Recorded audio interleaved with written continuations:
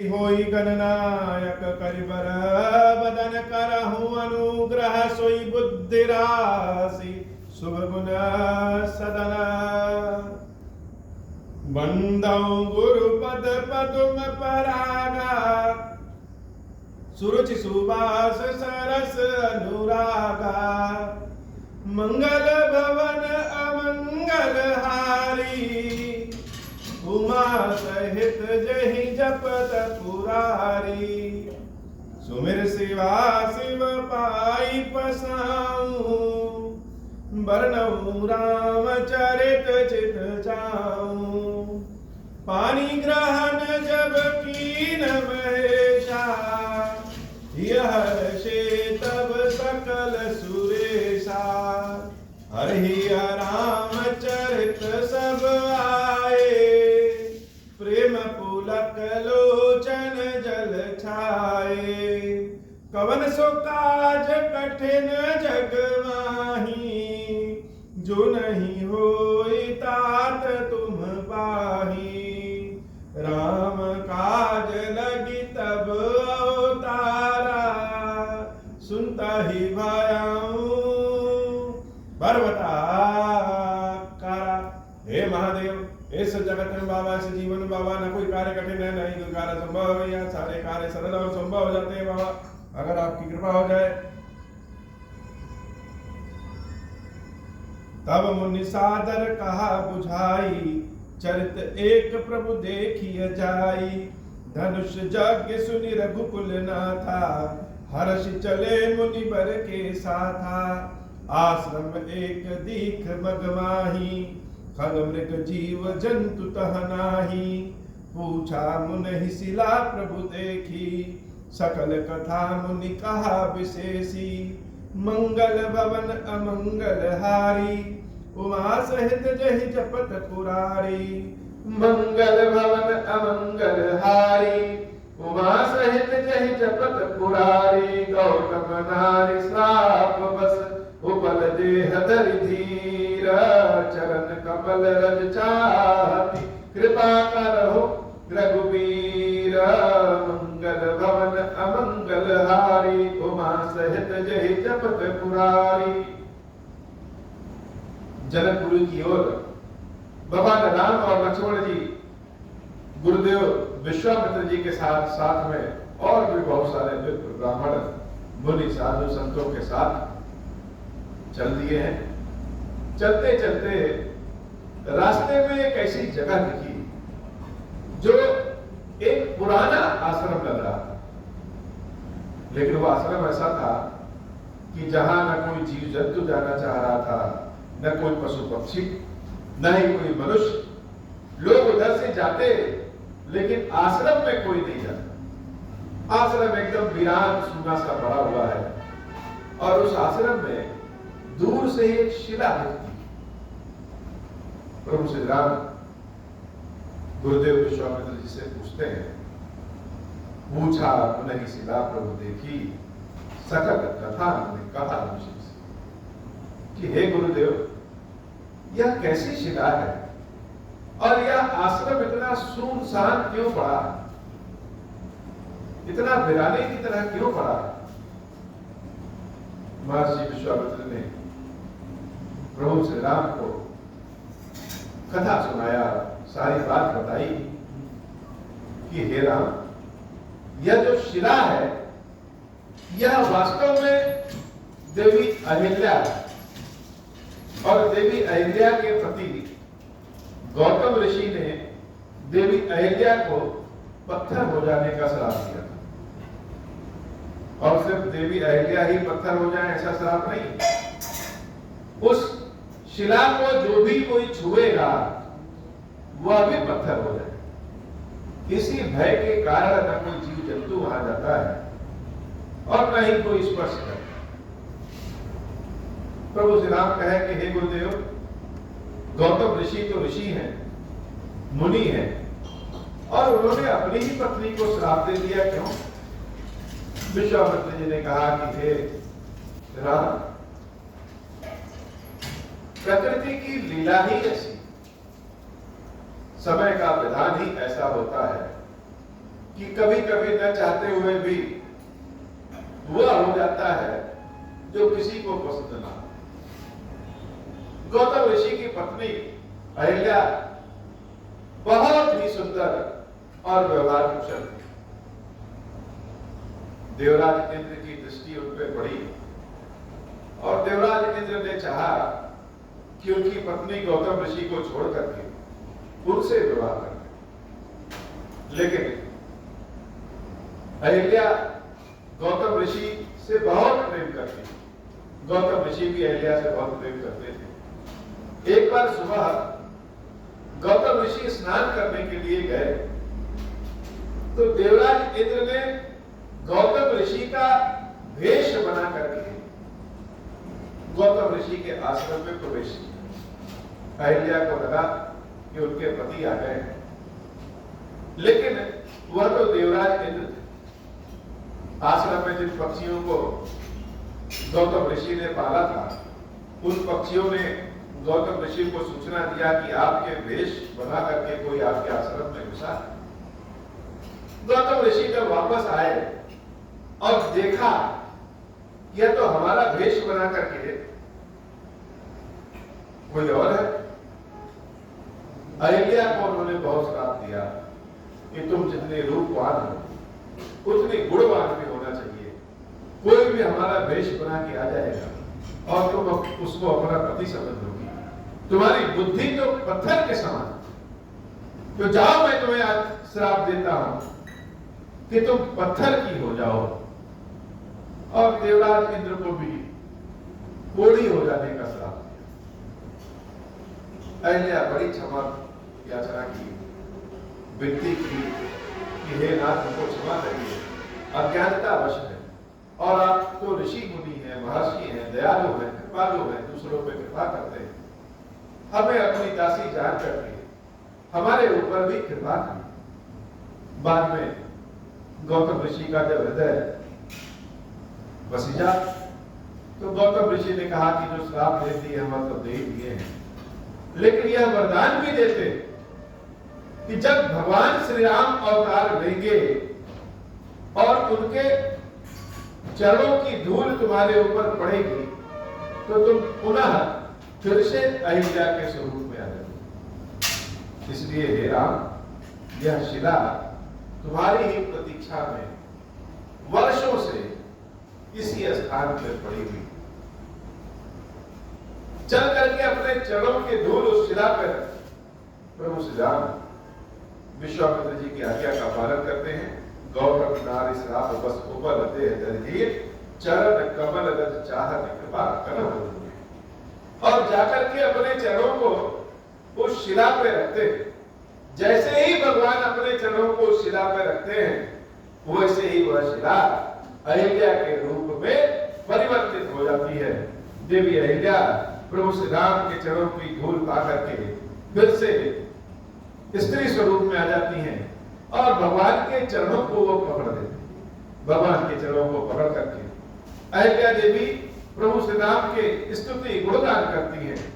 पर सत्य पद पावन शोक न सावन प्रकट भई तप कुंज सही देखत रघुनायक जन सुखदायक सन्मुख होई कर चोरी रही अति प्रेम अधीरा पुलक शरीरा मुख नहीं आवई बचन कही अतिशय बलभागी चरण मिलागी जुगल नयन जलधार वही। चलो को पकड़ करके अहिल्या भगवान की स्तुति कर रही है कि हे प्रभु, आप तो सबको सुख प्रदान करने वाले हैं और आपकी यह करुणा दया है कि हमको श्राप से उद्धार मिल गया।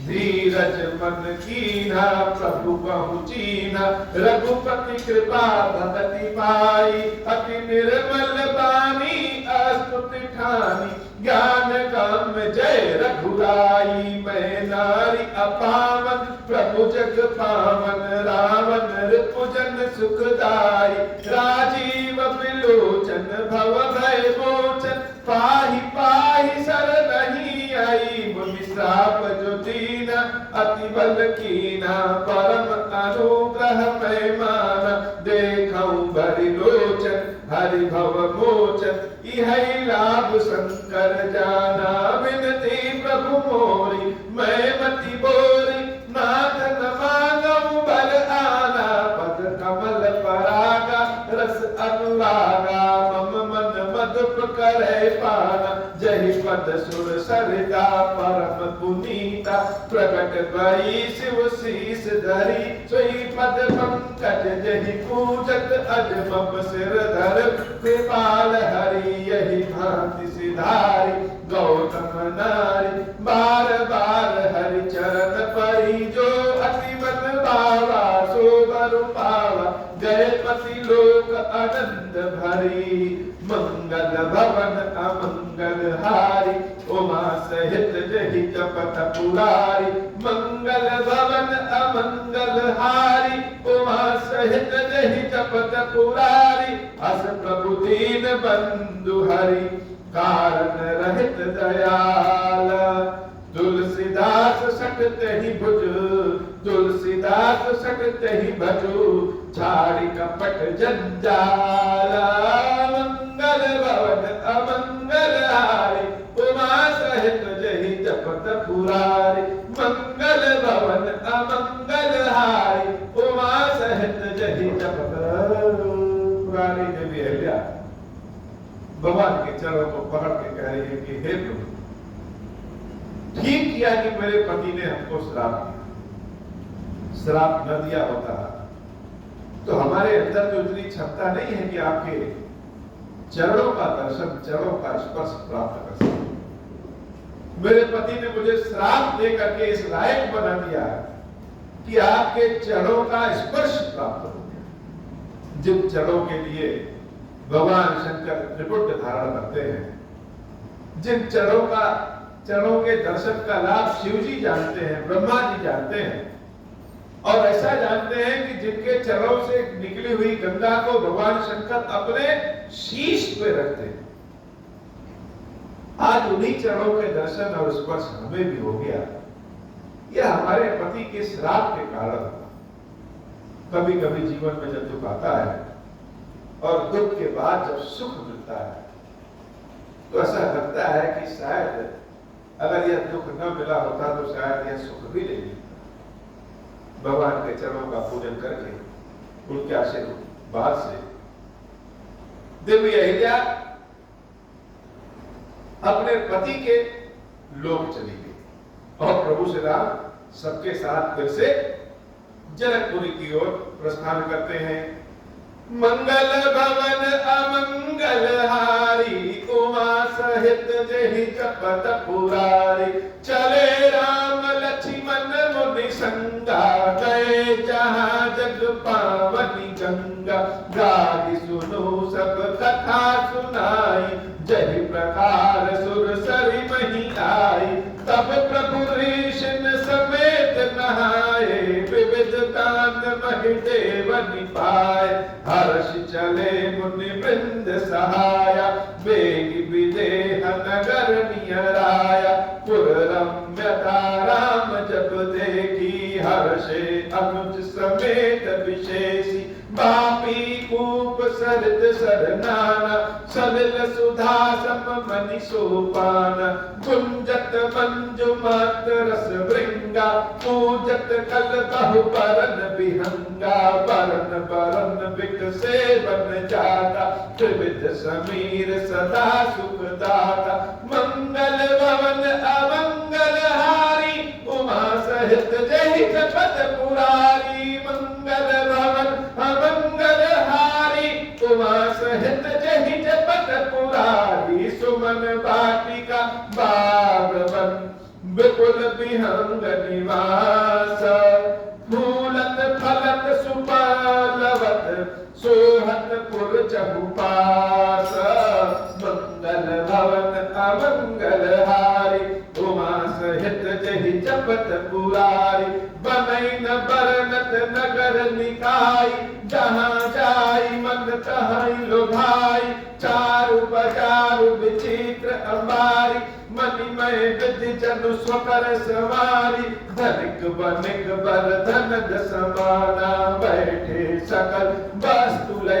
नाना चौहट सुंदर गली सुहाई संतत रहे सुगंध सिंचाई मंगलमय मंदिर सबके चित्रित जनुरति नाथ चितेरे पुर नर नारी सुभग सुचि संता धर्मशील ज्ञानी गुणवंता मंगल भवन अमंगल हारी उमा सहित जहि जपत पुरारी अति अनूप जह जनक निवासु विथ कहि विबुध बिलोकी विलासु कोट चकित चित कोट बिलोकी सकल भुवन शोभा जनुरोकी मंगल भवन अमंगल हारी उमा सहित जहि जपत पुरारी धवल धाम मणिपुरन पट सुगठित नाना भांति सिय निवास सुंदर सदन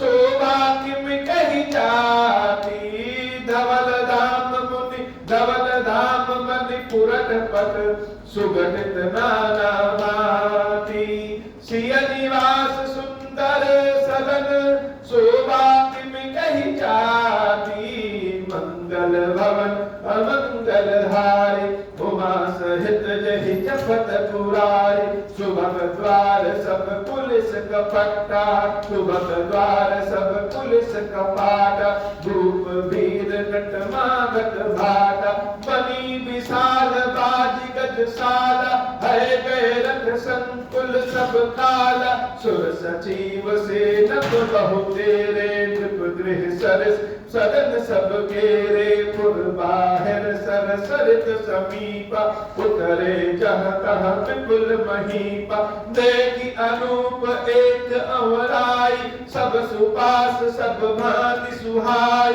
कौशिक कहूँ मोर मन माना किहाँ रही रघुबीर सुजाना बलहि नाथ कहीं कृपा निकेता उतरे तह मुनि वृंद समेता विश्वामित्र महामुनि आए समाचार मिथिलापति पाए मंगल भवन अमंगल हारी उमा सहित जहि जपत पुरारी संग सचिव सुचि भूरि भट भूसुर बर गुर ज्ञाति चले मिलन मुनि नायक ही चले मिलन मुनि नायक ही मुदित राव यही बाकी मंगल भवन अमंगल हारी उमा सहित जहि जपत पुरारी कीन प्रणाम चरण धरि माथा तीन आशीष मुदित मुनि नाथा विप्र वृंद सब आदर वंदे जानी भाग्य बर राहु आनंद मंगल भवन अमंगल हारी उमा सहित जहि जपत पुरारी कुशल प्रश्न कही पारा विश्वामित्र कहीं बैठारा तही अवसर आए दो भाई गए रहे देखन फुलवाई श्याम गौर वृद्ध वयस किशोरा लोचन सुखद विश्वचित चोरा उठे सकल जय रघुपति आए विश्वामित्र निकट बैठाए भय सब सुखी देखी दो भ्राता बारी विलोचन पुलकित गाता मूर्ति मधुर मनोहर देखी भयउ विदेहु विदेहु विशेषी मंगल भवन अमंगल हारी उमा सहित जहि जपत पुरारी प्रेम मगन मनु जानि देखो कर विवेक धरि धीरा बोले मुनि पद नाई सिरुगत गत गिरा कबीरा मंगल भवन अमंगल हारी उमा सहित जहि जपत पुरारी कहूँ नाथ सुंदर गौ बालक मुनि कुल तिलक कुल पालक ब्रह्म जो निगम नेति कही गावा उभय वेश धरि कोई सोई आवा सहज विराग रूप मनु मोरा थकित होत जिमि चंद चकोरा ताते प्रभु पूछे सती भाव काऊ नाथ जन करहु दुराव ये नहीं बिलोकत अति अनुरागा बर बस ब्रह्म सुखई मन लागा, मंगल भवन अमंगल हारी, उमा सहित जहि जपत पुरारी, इनहि बिलोकत अति अनुरागा, बरबस ब्रह्म सुखई मन त्यागा, कह मुनि बिहसि कहउ नृपनीका, बचन तुम्हार न हुई अलीका, ये प्रिय सबहि जहान की प्राणी, मन मुस्काहि राम सुनि बानी, रघुकुल मनि दशरथ के जाए, मम हित लागी नरेश पठाए, मंगल भवन अमंगल हारी, उमा सहित जहि जपत पुरारी, राम लखन गौरव दुबर, राम लखन गौरव, रूपशील बलधामा, मखरा क्यों सबु साखी जगु, जिते असुर संग्रामा, मंगल भवन अमंगल हारी, उमा सहित जहि जपत पुरारी, मंगल भवन अमंगल हारी, उमा सहित जहि जपत पुरारी,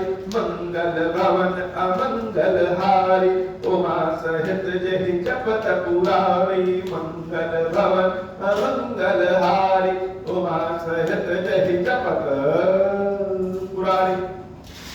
भगवान श्री राम भैया लक्ष्मण और गुरुदेव विश्वामित्र जी के साथ, बहुत सारे साधु संतों के साथ गंगा जी का दर्शन करते हुए, विभिन्न तरह की कथाओं को विश्वामित्र जी से सुनते हुए जनकपुरी की ओर प्रस्थान किए।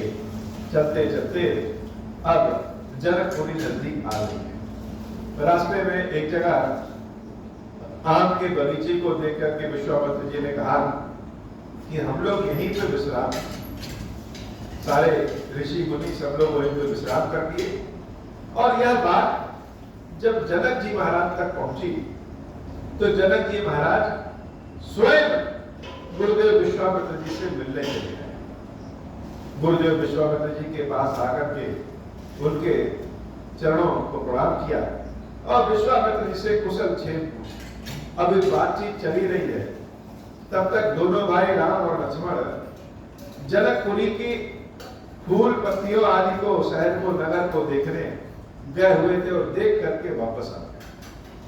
जब उस सभा में राम और लक्ष्मण प्रवेश करते हैं जहां पे विश्वामित्र जी जनक जी महाराज और सबके साथ बातचीत करते रहते हैं, वहां जब प्रवेश करते हैं दोनों, तो दोनों भाइयों को देख करके जो जनक जी महाराज के साथ लोग आए थे विश्वामित्र जी से मिलने, वह इन दोनों भाइयों को देख करके खड़े हो जाते। अर्थात दोनों भाई इतने दिव्य लग रहे हैं कि इनको जब लोग देखे तो अपनी बातचीत को भूल गए, छोड़ दिए और एक टक राम जी और लक्ष्मण जी को देख रहे। प्रभु श्री राम भैया लक्ष्मण के साथ गुरुदेव विश्वामित्र जी के बगल में बैठ जाते हैं और अपनी सारी बातों को छोड़ करके जनक जी महाराज विश्वामित्र जी से पूछते हैं कि यह दोनों बालक कौन है? यह किसी राजा के पुत्र हैं या फिर किसी ब्राह्मण के पुत्र हैं, ऋषि मुनि के पुत्र हैं? यह दोनों कौन है? महाराज जनक जी के बारे में कहा जाता है कि ऋषि मुनि साधु संत जब किसी चीज के बारे में जान नहीं पाते थे तो वह आकर के जनक जी महाराज से पूछते थे। जनक जी महाराज इतने ज्ञानी हैं कि यद्यपि राजा के पद पे हैं, राजा के शरीर में हैं, फिर भी उनको अपनी राजगद्दी, अपने शरीर से कोई मोह नहीं। उनका नाम, उनको लोग कहते हैं विदेह। विदेह का मतलब शरीर में रहते हुए भी जो शरीर की असत्यता को जाने, इस शरीर से लगाव न रखे, वही विदेह। लेकिन जब जनक जी महाराज राम और लक्ष्मण को देखते हैं, कोई चीज इतनी अच्छी होती है कि आप उसको देखिए, उसको सुनिए, उसको स्पर्श करिए, तो व्यक्ति स्वयं को भूल जाता है, अर्थात स्वयं भी वह विदेह हो जाता है। जनक जी महाराज तो पहले से विदेह हैं, लेकिन जब राम लक्ष्मण को देखते हैं तो और वह महाविदे हो जाते हैं, अपने शरीर को और हर चीज को भूल जाते हैं। विश्वामित्र जी से पूछते हैं कि यह दोनों कौन है, और अपने मुंह से प्रशंसा करना चाहते नहीं है, लेकिन प्रशंसा के शब्द हैं कि रुक ही नहीं रहे, मुंह से निकलते जा रहे हैं। जनक जी महाराज विश्वामित्र जी से कहते हैं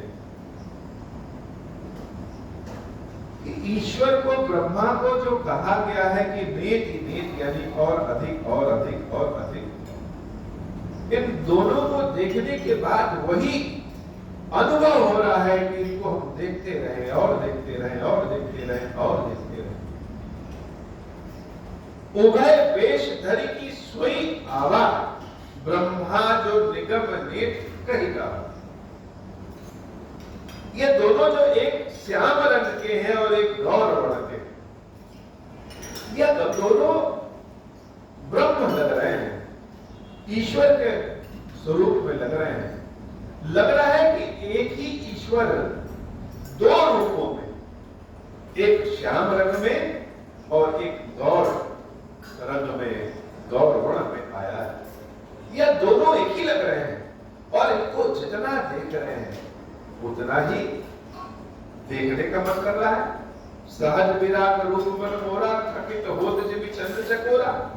स्वभाव से ही मेरा मन बैरागी हो गया है, जैसे लग रहा है सब कुछ छोड़ करके इन दोनों को देखते रहें, और इनको जितना देख रहे हैं उतना ही अनुराग हृदय में उत्पन्न होता जा रहा है। प्रभु श्री राम जब जन्म लेने वाले थे और देवी कौशल्या को दर्शन दिए, तो देवी कौशल्या ने भी यही बात किया कि आपको देखने से हृदय में करुणा आ जाए। ऐसे ही जनक जी महाराज अगर राम लक्ष्मण को देख रहे हैं तो देखने के बाद जैसे हृदय में प्रेम बढ़ता जा रहा है, अनुराग बढ़ता जा रहा है। बस ब्रह्मा सुख नहीं मन दिया। भाई ब्रह्मा सुख तो यह है कि शरीर नश्वर है, भौतिक में कोई सुख नहीं, जो है वह ब्रह्मा है, जो है वह ब्रह्म है, ज्ञान ही सब कुछ है। लेकिन हे मुनि, इन दोनों बालकों को देख करके ब्रह्म सुख में मेरा मन ही नहीं लग रहा। मेरा तो मन कर रहा है जैसे इन दोनों को अपने गोदी में उठा लें, दुलारें, पुचकारें, स्पर्श करें।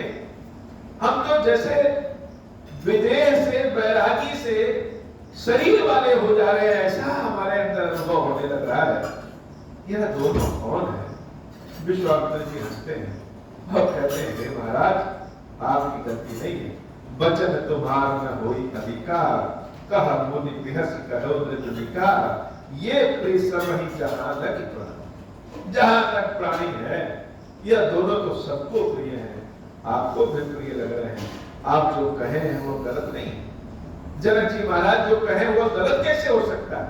सत्य में, जैसे विश्वामित्र जी भी गुप्त रूप से यह जनक जी महाराज को बताना चाह रहे हैं कि सत्य में ईश्वर ही एक श्याम रंग में और एक गौर वर्ण में यहाँ पे हम सबके सामने लीला वश में प्रत्यक्ष रूप में खड़े हैं। हे जनक जी, ये दोनों बालक महाराज दशरथ के पुत्र हैं। महाराज दशरथ ने हमें इन दोनों बालकों को सौंप दिया था, जिससे हम अपने यज्ञ आदि को कर सके। ये दोनों बालक दिखने में भले कोमल और छोटे लग रहे हैं, लेकिन यह युद्ध पे बड़े पराक्रमी हैं। सारे राक्षसों का वध करके हमारे यज्ञ को पूर्ण कराया। ऐसे पराक्रमी है राम लखन दो बंधुवर, रूप शील बलधाम, मकरा क्यों सब साखी जग जिते असुर संग्राम। जब राजा जनक जी महाराज ऐसी प्रशंसा सुने तो वे कुछ बोल नहीं पाए। विश्वामित्र जी के चरणों को पकड़ करके वह वापस लौट जाते हैं। मंगल भवन अमंगल हारी, उमा सहित जहि जपत पुरारी। मुनि तव चरण देखि कहराऊ, कहि न सकौ निज पुण्य प्रभाऊ। सुंदर श्याम गौर दो भ्राता, आनंदहु के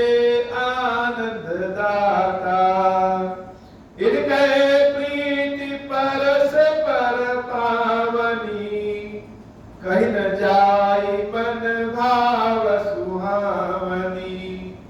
सुनहु नाथ कहा मुदित विदेहु, ब्रह्म जीव इव सहज सनेहु। पुनि पुनि प्रभु ही चितवन रनाहु, पुलक गात उर अधिक उछाहु। मुनि प्रशंसी नाई पद सीसु, चले उदवाई नगर अवनीसु। मंगल भवन अमंगल हारी, उमा सहित जेहि जपत पुरारी। सुंदर सदन सुखद सब काला, तहाँ बासुलय दीन भुआला। करि पूजा सब विधि सेवकाई, गयौ राव गृह विदा कराई। मंगल भवन अमंगल हारी, उमा सहित जेहि जपत पुरारी। ऋषय संग रघुवंश मणि, करि भोजनु विश्रामु। बैठे प्रभु भ्राता सहित, दिवसु रहा भरि जामु।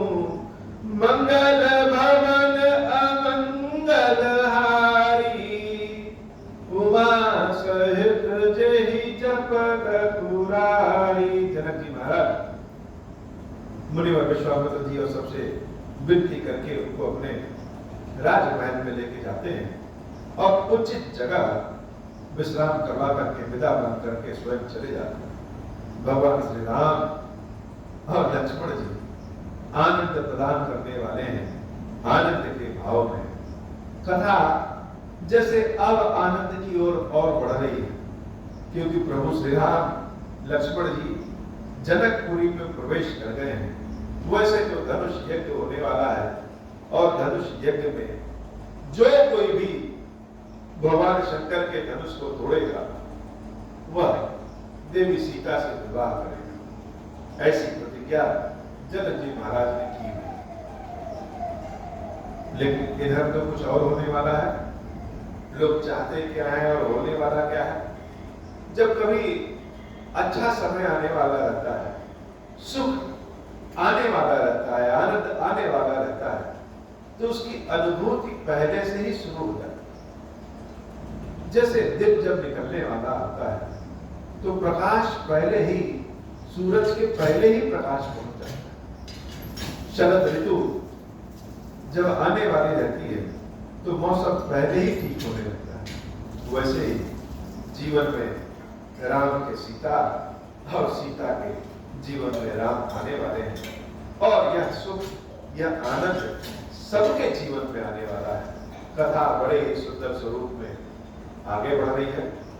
कल हम लोग कथा में सुनेंगे महाराज जनक को सीता जी की प्राप्ति कैसे और आगे यह धनुष का क्या कहानी है, भगवान शंकर के धनुष को टूटना क्यों। बड़ी सुंदर कथा। बाबा आज की कथा इतनी ही। श्री खीरेश्वर महादेव की खीरेश्वरी भैया जी हम सब के ऊपर बाबा कृपा करें। अब हो प्रसन्न प्रभु को पर, नाथ दीन पर नेहु। निज पद भगति देहु प्रभु, पुनि दूसर बर देहु। तब माया वश जीव जड़, संतत बिरहि भुलान। हम पर क्रोध न करिय प्रभु, कृपा सिंधु भगवान। शंकर दीन दयाल, अब हम पर मोह कृपाल। साप अनुग्रह होई जहि विधि, नाथ तो रही काल। दीन दयाल विरुद्ध संभारी, हरहु नाथ मम संकट भारी। जहि विधि होई नाथ नाथ हित मोरा, करहु सुबेदी जानि दास मैं तोरा। राम राज बैठे त्रैलोका, हर्षित भय गए सब सूका। जैसा काम नर सुनहि जगावहि, सुख संपत्ति नाना विधि पावहि। जो इच्छा करिहु मन माहि, हरि प्रसाद कछु दुर्लभ नाही। मंगल भवन अमंगल हारी, उमा सहित जही। जपत पुरारी बोली श्री खीरेश्वर महादेव जी, खीरेश्वरी मैया जी की सदाई जय हो। खीरेश्वरम, हे भगवान शंकर, आप ऋण पातक दुर्भाग्य और दरिद्रता आदि की निवृत्ति के लिए तथा संपूर्ण पापों का नाश करने के लिए मुझ पर प्रसन्न होइए। मैं दुख और शोक की आग में जल रहा हूँ, संसार भय से पीड़ित हूँ, अनेक प्रकार के रोगों से व्याकुल और दीन हूँ। खीरेश्वर, मेरी रक्षा कीजिए। देव देवेश्वर, सबको निर्भय कर देने वाले महादेव जी, मेरी की हुई इस पूजा को पार्वती जी के साथ ग्रहण कीजिए। मेरा मंगल करिए महादेव। शंभु। ओम श्री राम